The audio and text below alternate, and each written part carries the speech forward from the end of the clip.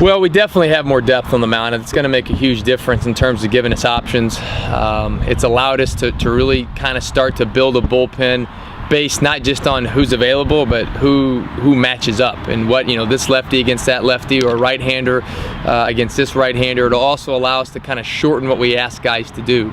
In many cases, it's easier to ask a guy to go out and get you 3 outs than it is to put him out there and just hope he can pitch as long as he can pitch. So we can really start to formulate, I think, a good bullpen plan, and that'll allow us to manage the game much differently than we did last year, for sure.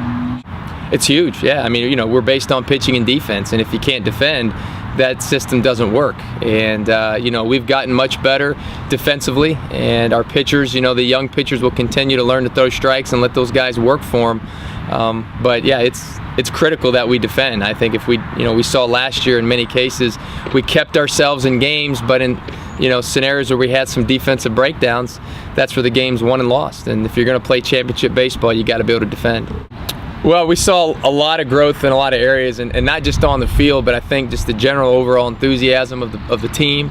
As you're trying to change culture and build a program, it's important that there's a belief system in place.